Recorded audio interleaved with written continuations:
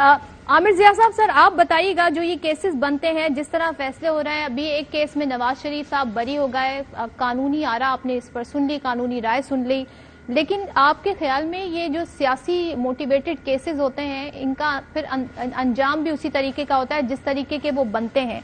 मौजूदा जो अभी केसेस चल रहे हैं पीटीआई चेयरमैन के हवाले से, उनका अंजाम आप क्या होते हुए देख रहे हैं? या आप समझते हैं कि उसमें इतना सब्सटेंस है कि नाअहली की जो तलवार उन पर लटक रही है वो भी किसी न किसी तरह हतमी नतीजे पर पहुंचेगी?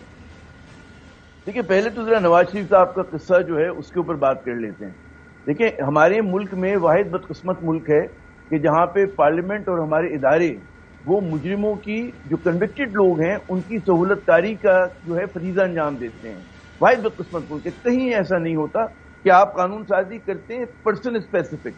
आप इसलिए करते हैं कि कैसे एक्यूज को या जो वो है कॉन्विक्ट है उसको आप कैसा उसके जुर्म की जो संगीनी है उसको कम करके दिखाएं, कैसे उसको फैसिलिटेट करें, कैसे उसकी सजा में कमी करें।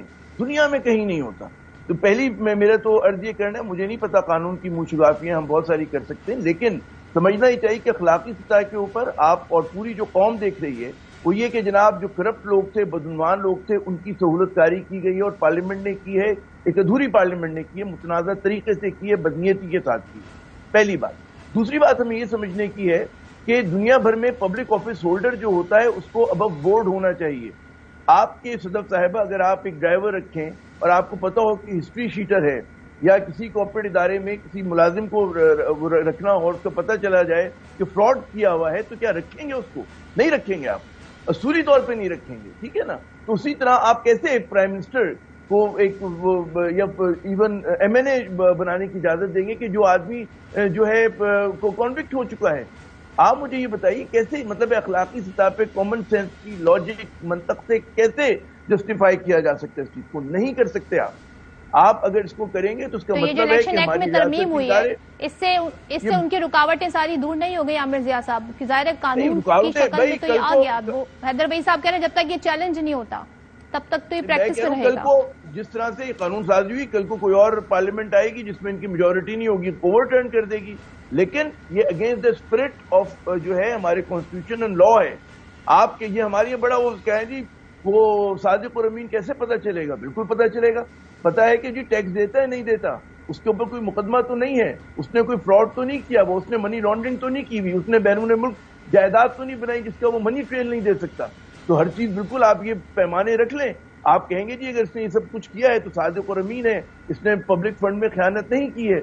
हमारे यहाँ ये जो होता है ना कि कोई माजी के मज़ारों को जो मुसल्लत कर दिया गया हमारे ऊपर, कि हमारा उनसे मफर ही नहीं हो रहा।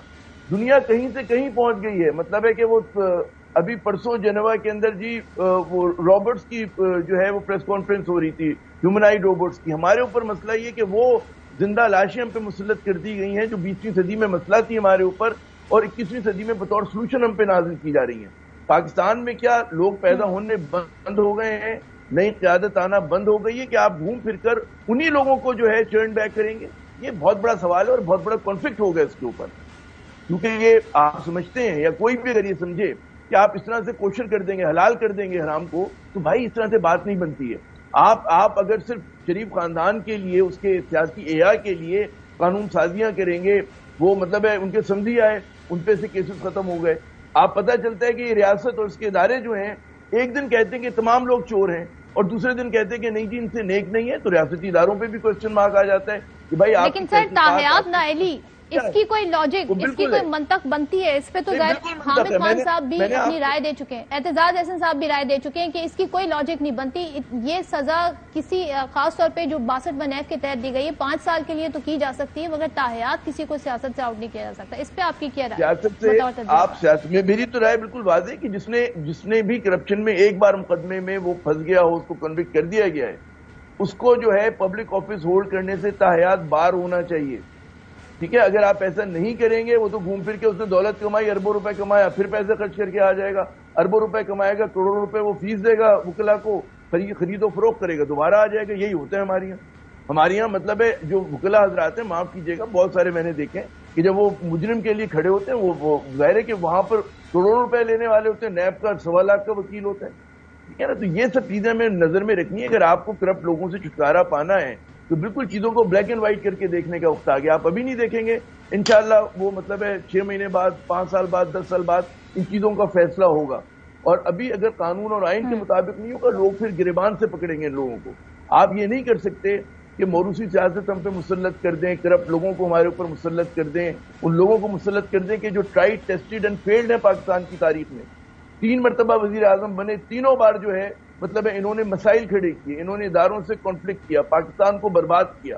یہ کوئی کیوں نہیں کہتا کہ ان کے دور کے اندر کہتے شہد کی اور دودھ کی نہریں بہ رہی تھی نواز شریف صاحب کے.